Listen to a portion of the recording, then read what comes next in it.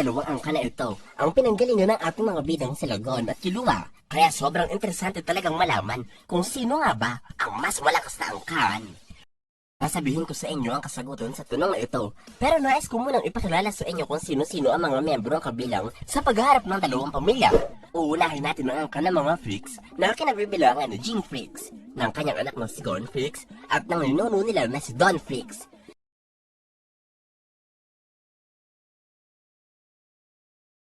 Labanan nila ang mga Zoldycks na kinabibilangan naman ng mga matatandang miyembro na sila mga Hang, Zerno at Silva. Kasama rin ng mga mas batang assassins na sila Illumi, Miluki, Killua, Aluka at Kalato. Kung susamahin natin, ang duelo ay magiging 3 laban sa 8. Napakadami ng mga assassins, lahat din sila ay batikan sa paggamit ng Nen, at lahat sila ay may mga kakayahang nahasa dahil sa kanilang trabaho bilang mga mamamaslang. Kaya, sa tingin ko, sa laban ng pamilyang Freaks at ng pamilyang Zoldyck, ang mananaig ay walang iba kundi ang pamilyang Freaks, ang pamilya ng mga magagaling na hunters. Alam ko nakakagulat ang napili kong kasagutan, lalo pat kasama ang mga pinakamalalakas na miyembro ng pamilya. Kasama din ang isa sa pinakamagaling na Nen-user sa mundo na si Maha, at kasali ang batang Zoldyck na si Aluka, na nagtataglay ng hindi ka panipaniwalang kapangyarihan. Pero, sasabihin ko sa inyo ang 5 dahilan na aking pinagbasihan para masabi na mananalo ang mga Freaks sa duelong ito. Iisa-isahin ko sa inyo ang 5 dahilan na ito. Dapat nyo itong abangan lalo ng ikatlong rason ng aking paniniwalang mananalo ang mga Freaks kontra sa mga Zoldycks. Ang unang dahilan kung bakit nasabi kong hindi kaya ng mga assassins sa Freaks family ay dahil sa lakas ni Gon habang gamit ang kanyang adult form.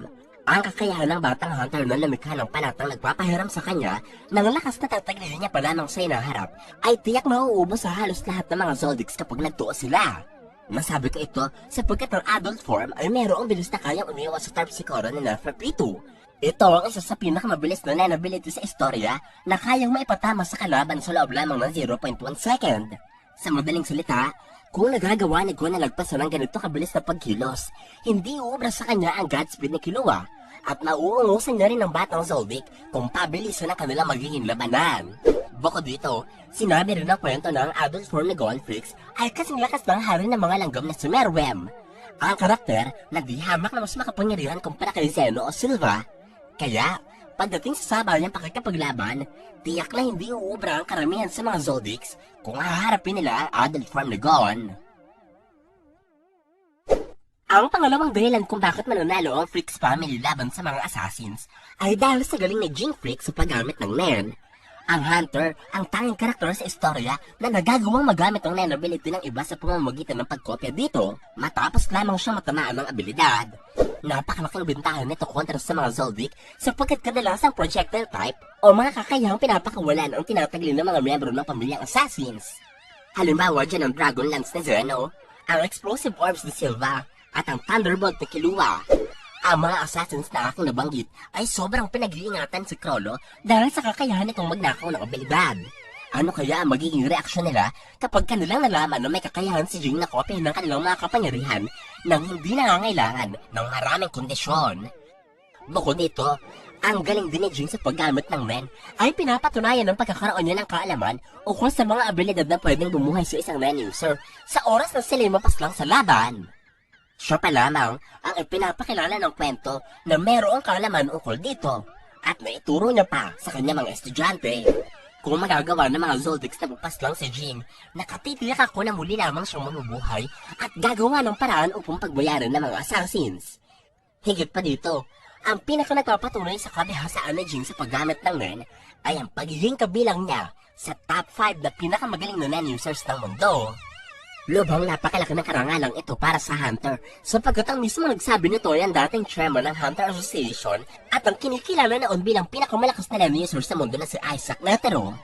Kilala ni Netero ang pamilyang Zoldyck, kaya ang pagsasabi niya na isa sa pinakamagaling na Nen user si Jing ay isa ring pruweba na mas magaling ang Hunter kumpara sa mga assassins pagdating sa galing sa paggamit ng kapangyarihan.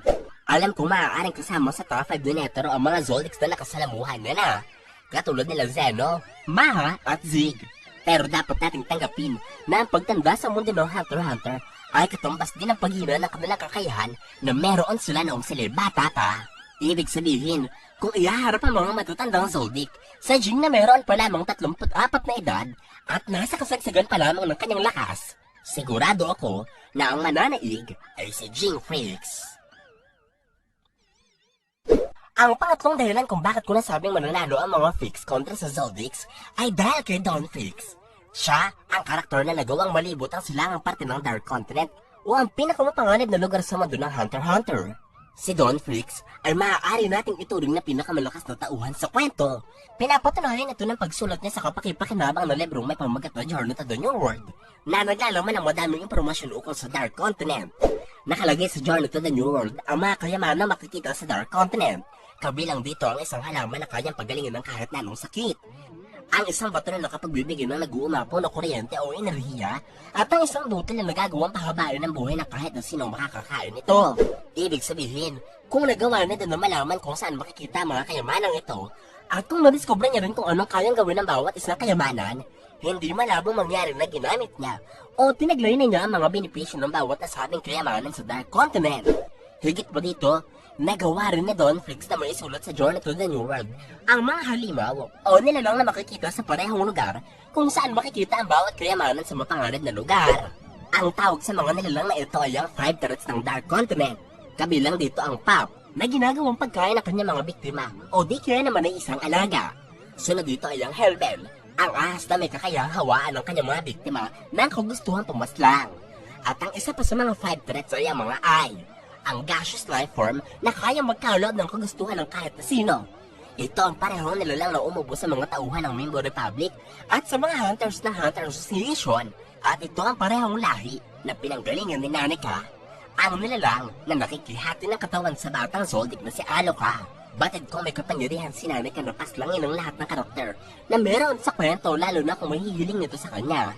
Subalit dapat din natin isaalang-alang ang lakas na meron si Dawn Freaks sapagkat kung nagawa na doon na malaman ang kapangyarihan ng mga Eye at para maisulat ito sa kanyang libro, hindi malabong alam niya rin kung ano ang limitasyon ng kapangyarihan nila Nanika bilang nagawa na doon na mabuhay matapos ang enkwentro niya sa mga Eye, kaya naipagpatuloy niya pa ang kanyang paglalakbay. Ang pang-apat na rason kung bakit ko nasabing matatalo ang mga Zoldyck sa pamilyang Freaks ay dahil kahit ang kwento, mas kinikilala ang laki ng impluensya nila Jing kumpara kanila Silva.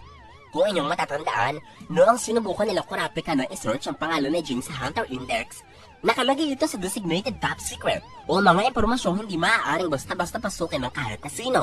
Ang seguridad na nagpoprotekta sa impormasyon tungkol sa katauhan ni Jing ay posible lamang mailagay sa mga taong may malaking impluensya katulad ng mga pinuno ng isang bansa o ng mga individual na nagtatagli ng nag-uumapaw na kayamanan.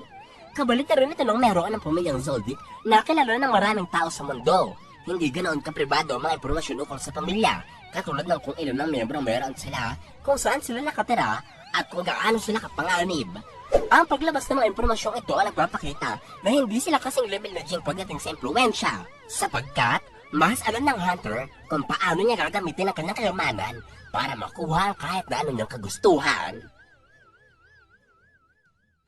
Ang panglima at panghuling rason kung bakit mananalo ang mga Freaks laban sa Zoldyck family ay dahil sa kanilang pambihirang talento. Ang Freaks family ay mayroong mga kakayahang hindi normal sa pangkaraniwang tao.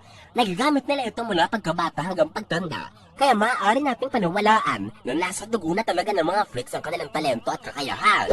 Halimbawa, yun ang mas pinalakas nilang mga pandama, katulad ng sobrang linaw ng mga matong meron si Gon Freaks.